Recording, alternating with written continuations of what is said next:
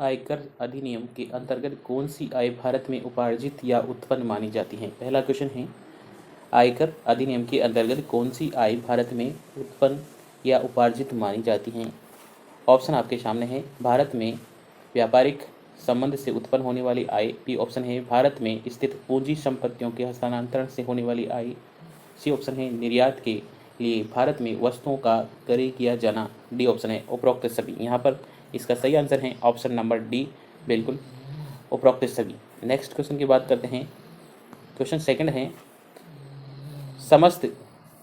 यदि समस्त समायोजन के पश्चात पुराने साझेदार की पूंजी 1,12,000 रुपये हैं और नया साझेदार 1/5 भाग के लिए फर्म में प्रवेश करता है तो वह कितनी आनुपातिक पूंजी लाएगा? तो इस ऑप्शन को करने का हम आपको एक बेहतरीन तरीका बताते हैं कि जैसे कि समस्त जो पुराने साझेदार हैं उनकी आय है 1,12,000 और 1/5 के लिए नया साझेदार आ रहा है, तो 1/5 भाग के लिए मतलब अगर 100 रुपये पूंजी है तो 1/5 भाग ले जाएगा तो कितने बचेगी? 20।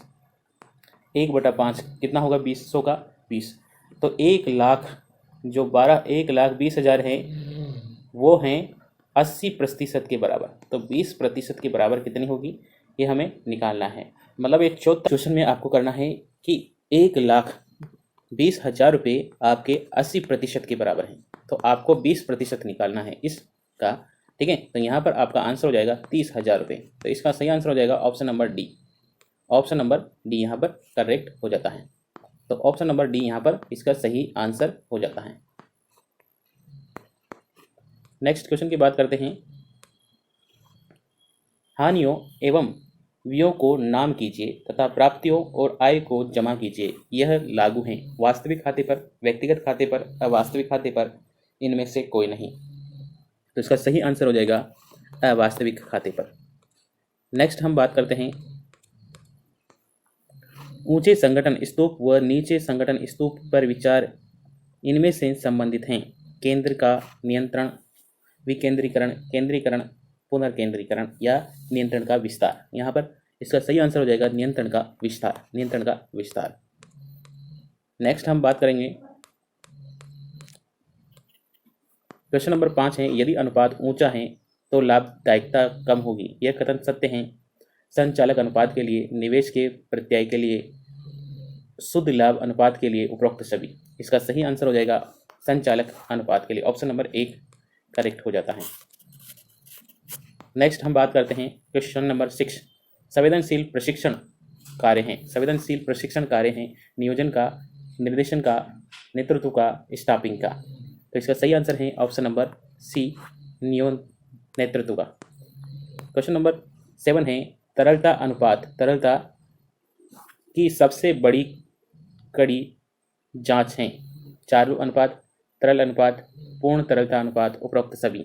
इसका सही आंसर हो जाएगा पूर्ण तरलता अनुपात, ऑप्शन नंबर सी राइट है। 8वां क्वेश्चन है, प्रतिनिधित्व करदाता द्वारा प्राप्त लाभ या अनुलाभ का मूल्य है।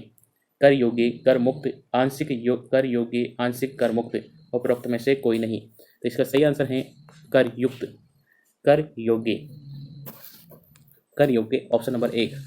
एक अधिकारी द्वारा कितने अधीनस्थों से प्रभावी ढंग से कार्य कर लिया जाए तो इस व्यवस्था को कहते हैं, इस व्यवस्था को कहते हैं, इस व्यवस्था को कहेंगे नियंत्रण का क्षेत्र, नियंत्रण का क्षेत्र, ऑप्शन नंबर बी सही है।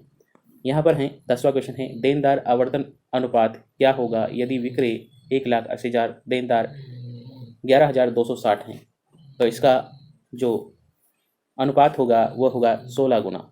आप 1,80,000 में डिवाइड करेंगे 11,260 को तो 15.98 समथिंग, ठीक है, मतलब 16 गुना इसका आंसर हो जाएगा। नेक्स्ट हम बात करते हैं, अर्थशास्त्र का केंद्र बिंदु है धन, मनुष्य, दोनों या इनमें से कोई नहीं। तो इसका सही आंसर हो जाएगा धन, अर्थशास्त्र का हिस्सा है धन। नेक्स्ट है 12वां क्वेश्चन, किसी मासिक आय के भुगतान की रोजनामचा प्रविष्टि सम्मिलित होंगे। तो इसका जो आंसर हो जाएगा ऑप्शन नंबर सी, मासिक बिल, भुगतान, नाम, रोकड़, जमा।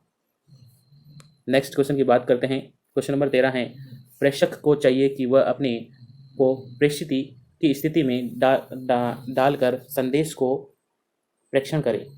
ये मान्यता किस सिद्धांत पर आधारित हैं? तो ये सिद्धांत आधारित हैं ऑप्शन नंबर सी, एम्पैथी सिद्धांत। एक फर्म की पूंजी 80,000 रुपये है, उद्योग का उचित प्रतिफल 7.5% वार्षिक है। यदि फर्म का गत वर्षों का लाभ औसत लाभ 8500 है तो अधिलाभ होगा। तो अधिलाभ याद करने के लिए हमें क्या करना पड़ेगा, इस 80 लाख जो कि पूंजी है उसका 7.5% निकालना पड़ेगा, जो कि कितना आ जाएगा, वो आ जाएगा 6000, और 6000 को 8500 में से माइनस करना है तो यहाँ पर आ जाएगा 2500। इस क्वेश्चन का आंसर हो जाएगा 2500। तो ऑप्शन नंबर सी यहाँ पर करेक्ट हो जाता है। नेक्स्ट हम बात करेंगे उपभोक्ताओं की सार्वभौमिकता का अर्थ है। उपभोक्ताओं की सार्वभौमिकता का अर्थ क्या होता है, यहाँ पर ऑप्शन नंबर बी ग्राहकों का साम्राज्य, ऑप्शन नंबर बी यहाँ करेक्ट है। नेक्स्ट है 16 क्वेश्चन, विशिष्ट व्यय अनुपात होते हैं। विशिष्ट व्यय अनुपात होते हैं तो यहाँ पर हो जाएगा, इसका सही आंसर हो जाएगा साधारण लाभदायकता अनुपात, साधारण लाभदायकता अनुपात। 17वां क्वेश्चन है, एक प्रमाणक का निर्माण निम्न पर आधारित होता है। एक प्रमाणक का अनुपात निम्न पर आधारित होता है, संलयन प्रविष्टि। 18वां क्वेश्चन है, संगठन है। संगठन है तो संगठन का है ऑप्शन नंबर डी, एक बैंक भी संगठन है, एक कंपनी भी संगठन है, एक ट्रस्ट भी संगठन है। तो यहाँ सभी आंसर हो जाएगा। नेक्स्ट हम बात करते हैं, रॉबिन्स के अनुसार अर्थशास्त्र के अध्ययन का प्रारंभिक बिंदु क्या माना जाता है, आवश्यकता, साधन, सीमितता या मानव व्यवहार। तो इसका सही आंसर हो जाएगा ऑप्शन नंबर सी, सीमितता। 20वां क्वेश्चन है, निम्न में से कौन सा उपभोक्ता की सार्वजनिकता का प्रतिबंध नहीं है, आय की सीमितता, आय का असीमित होना, उत्पादकों का संगठित होना, एकाधिकार। तो इसका सही आंसर हो जाएगा ऑप्शन नंबर बी, आय की असीमितता का होना। नेक्स्ट हम बात करते हैं क्वेश्चन नंबर 21, प्रबंधकों के बाह्य स्रोतों में सम्मिलित हैं। प्रबंधक के बाह्य स्रोतों में सम्मिलित हैं, डाक द्वारा भेजे गए प्रमाण पत्र, पूर्ण कर्मचारियों द्वारा भेजा गया प्रार्थना पत्र, प्रबंधक द्वारा सिफारिश किए गए उनके रिश्तेदारों के आवेदन, और डी ऑप्शन है उपरोक्त में से कोई नहीं। तो इसका सही आंसर हो जाएगा ऑप्शन नंबर ए, डाक द्वारा भेजे गए प्रमाण पत्र। नेक्स्ट बात करते हैं 22वां क्वेश्चन, तीव्र मुद्रास्फीति के प्रतिफल स्वरूप ऋण देने वाले को कहा जाता है। तो इसका सही आंसर हो जाएगा ऑप्शन नंबर बी, हानियाँ। हमेशा इस कंडीशन में हानि होगी। देनदारों के संग्रह। नेक्स्ट क्वेश्चन है, देनदारों के संग्रह से चालू अनुपात घटता है, चालू अनुपात बढ़ता है, चालू अनुपात पर कोई प्रभाव नहीं पड़ता है, उपरोक्त में से कोई नहीं। तो इसका सही आंसर हो जाएगा उपरोक्त, चालू अनुपात पर कोई प्रभाव नहीं पड़ता है। ठीक है, क्योंकि यहाँ पर एसेट्स भी बढ़ती हैं, करंट एसेट्स बढ़ती हैं, करंट एसेट्स कम होती हैं। ठीक है, इसलिए चालू अनुपात पर कोई प्रभाव नहीं पड़ता है। नेक्स्ट क्वेश्चन की बात करते हैं, क्वेश्चन नंबर 24 है, पूर्ण तरलता अनुपात का सूत्र है। तो पूर्ण तरलता अनुपात का कौन सा सूत्र है, पूर्ण तरलता अनुपात का सूत्र है absolute liquid assets divided by liquid assets. Option number 1 यहाँ पर सही है। नेक्स्ट बात करते हैं 25वां क्वेश्चन, वित्तीय प्रबंधक वित्तीय निर्णय लेने का वह क्षेत्र है जो व्यक्तिगत उद्देश्यों को एवं उपक्रमों के लक्ष्यों को एक रूपता में स्थापित करता है। यह कथन किसका है, यह कथन किसका है। तो इसका सही आंसर हो जाएगा बेस्ट और ब्रिधम का, ऑप्शन नंबर बी यहाँ पर करेक्ट है। 26वां क्वेश्चन है, अभिप्रेरणा की एकात्मक विचारधारा से संबंधित है। ऑप्शन ए, समूह प्रेरणा व्यक्तिगत प्रेरणा से अधिक प्रभावी होती है। ऑप्शन बी, प्रेरणा से अधिक आकर्षित होने की दशा में उत्पादकता भी तीव्र गति से बढ़ती है। और सी ऑप्शन है, अधिक पारिश्रमिक से कार्य निष्पादन हेतु अधिक प्रोत्साहन मिलता है, उपरोक्त सभी। तो इसका सही आंसर हो जाएगा ऑप्शन नंबर डी, उपरोक्त सभी। उपरोक्त सभी इसका करेक्ट आंसर है। नेक्स्ट हम बात करते हैं 27वां क्वेश्चन, साझेदारी संलेख किसके मध्य होता है। साझेदारों के मध्य, अन्य साझेदारों और अन्य पक्षकारों के मध्य, साझेदारों एवं फर्म के मध्य, उपरोक्त सभी। तो उसका सही आंसर हो जाएगा उपरोक्त बेस्ट, इसका सही आंसर हो जाएगा साझेदारों के मध्य। तो साझेदारी संलेख किसके मध्य होता है, साझेदारों के मध्य होता है। उपरोक्त में से ऑप्शन नंबर 1 सही है।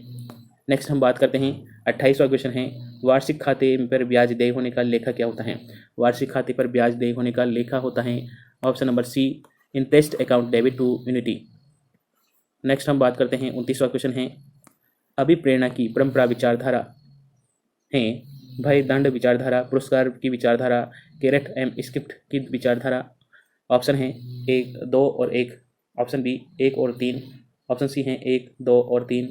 डी ऑप्शन है 2 और 3। तो इसका सही आंसर हो जाएगा ऑप्शन नंबर 3, 1, 2 और 3। सभी विचारधाराएं अभिप्रेरणा की परंपरा से संबंधित हैं। नेक्स्ट हम बात करते हैं क्वेश्चन नंबर 30, सुरक्षित कोष के आधार पर पत्र मुद्रा को कितने भागों में बांटा जाता है? पत्र मुद्रा को कितने भागों में बांटा जाता है? ऑप्शन नंबर बी यहाँ पर सही है, उपरोक्त में से बी तीन प्रकार से बांटा गया है। क्वेश्चन नंबर 31वां है, सभी साझेदारों के दिवालिया हो जाने पर फर्म की हानि का वहन करनी पड़ती है, सरकार को, देनदारों को, ए और बी दोनों को, इनमें से कोई नहीं। तो इसका सही आंसर है देनदारों को, ऑप्शन नंबर बी यहाँ पर सही है। नेक्स्ट है 32वां क्वेश्चन, पुनर्मूल्यांकन खाता रिवैल्यूएशन अकाउंट खोला जाता है फर्म के विघटन पर, साझेदारों की मृत्यु पर, नई साझेदारों के प्रवेश पर, साझेदारों की समाप्ति पर। तो रिवैल्यूएशन अकाउंट कब खोला जाता है? क्वेश्चन में पूछा गया है। तो नए साझेदार के प्रवेश पर रिवैल्यूएशन अकाउंट खोला जाता है, option number B, option number C यहाँ पर करेक्ट है।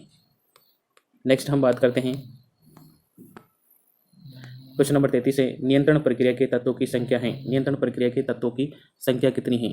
तो यहाँ पर ऑप्शन नंबर 1 बिल्कुल सही हो जाता है, ऑप्शन नंबर 4 हो जाती हैं, ऑप्शन नंबर ए यहाँ पर सही है।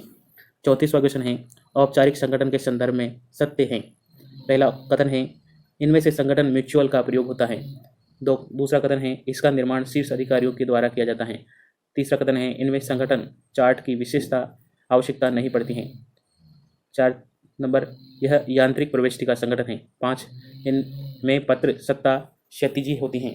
तो इसका सही आंसर हो जाता है ऑप्शन नंबर सी, 1, 2 और 4। यहाँ पर 1, 2 और 4 सही हैं। नेक्स्ट बात करते हैं 35वां क्वेश्चन, मुद्रा परिमाण का कैम्ब्रिज सिद्धांत कैसे है? दीर्घकालीन, अल्पकालीन, अति दीर्घकालीन, अति अल्पकालीन। तो यहाँ पर इसका सही आंसर हो जाएगा अल्पकालीन, ऑप्शन नंबर बी यहाँ करेक्ट है। नेक्स्ट हम बात करते हैं, वह पुस्तक जिसमें सभी खातों को स्थायी रूप से रखते हैं उसको कहते हैं, उसको क्या कहा जाता है? स्थायी रूप से रखते हैं उस खाते को कहते हैं खाता बही, ऑप्शन नंबर बी यहाँ पर करेक्ट है।